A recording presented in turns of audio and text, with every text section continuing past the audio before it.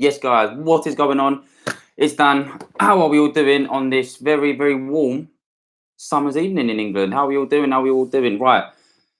It's less than a month away. Less than a month away till the deadline of the Premier League transfers. How are we all feeling? Are we feeling nervous? Are we feeling excited? Are we feeling pissed off?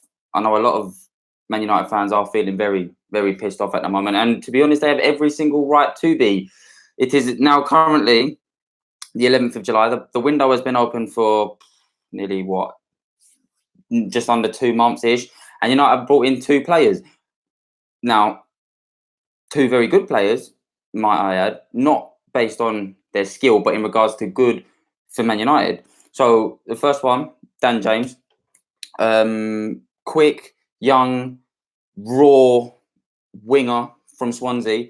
Are we bringing him in to replace Cristiano Ronaldo? Are we bringing him to score us 30 goal plus a season? I don't think so.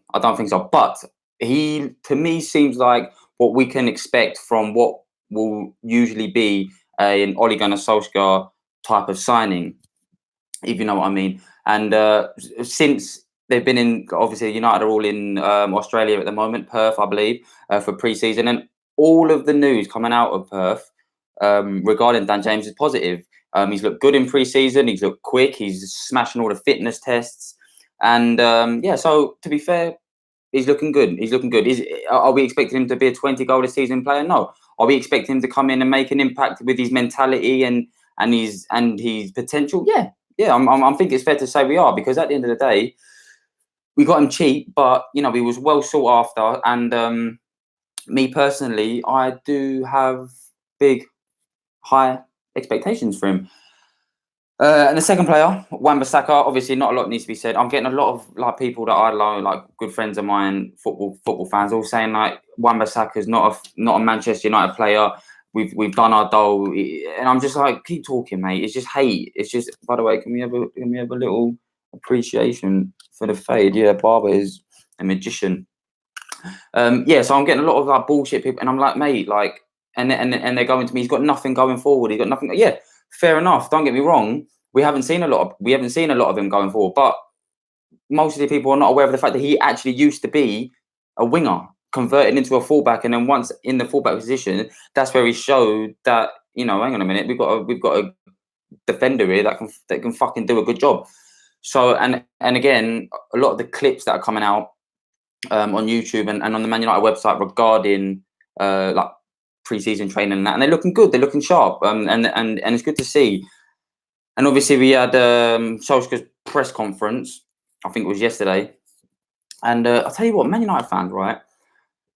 I'm not gonna single us out as just Man United fans, but it's definitely football fans in general. We're so it's like we're spoiled brats, like, and it's like if we don't get what we like, it's like the whole world has just become Real Madrid fans, and it's disappointing to see it. In the day, it's disappointing to see, because we've got people moaning that he's being too positive and that he's a yes man. But anyways, I don't want to get into what he was said in the press conference, because there's plenty of videos out there. But long story short, he said some good things. He did say some good things. He said some things that I'm not too sure about regarding the fans, and about how the loudest ones are not the best ones.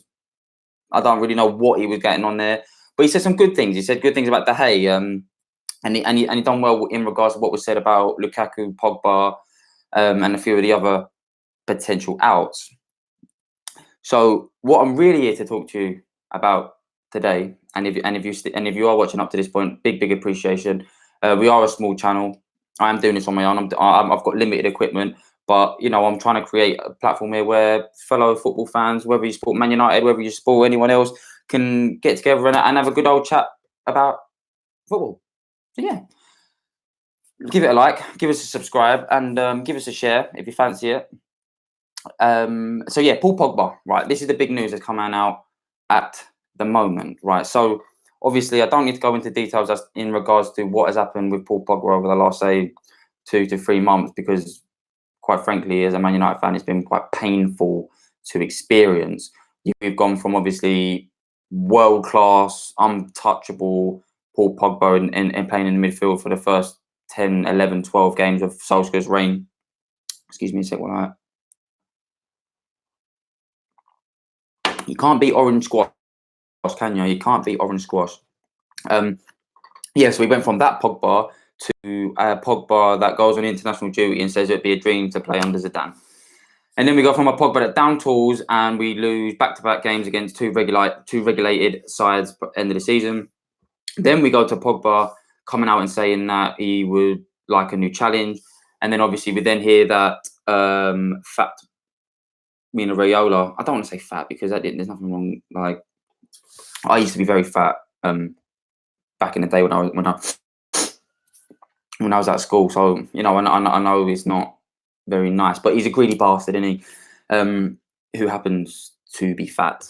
So he's obviously come out. And what he said is that obviously everyone at Manchester United knows that Pogba wants to leave. They know that Real Madrid or Juventus want him, and they know that Pogba doesn't really have any intentions of staying at United and being there next season, despite the fact that he has got 3 years left on his deal.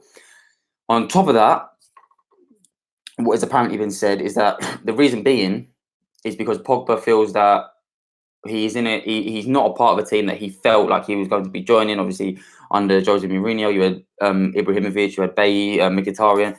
He said, in regards to how everything's panned out, is not at all how he expected, and because of these things, he doesn't want to spend his prime years in a fading club.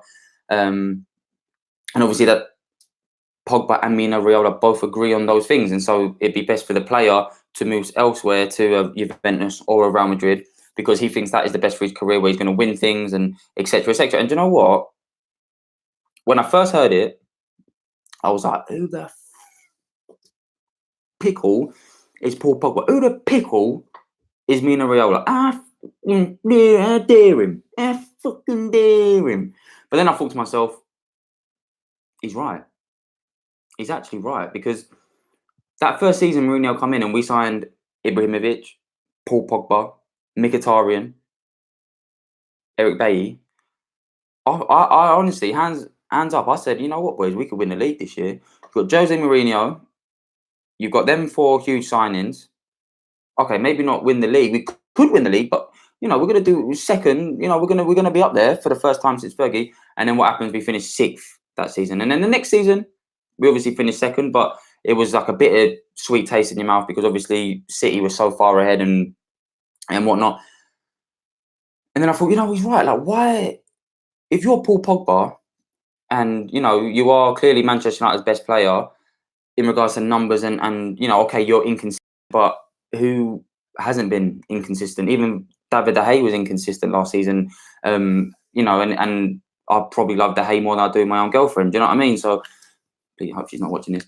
But, yeah, do you know what I mean? So, and then on top of that, you're getting, like, the fans getting on his back. Like, I think Paul Pogba is fully aware of the player that he is, and you know, the whole world is fully aware of the player he is. And I think the problem he has is whenever I speak to people regarding Paul Pogba, the majority of the attitude is, oh, he's not all that. He's an Instagram model. He don't care about his football. He all cares about his. And I think Pogba actually does believe that a lot of people do actually think that about him, and I think that is why he wants to prove himself at the highest level and win the biggest things. To be like, no, I'm not just a fucking Instagram icon. I'm actually a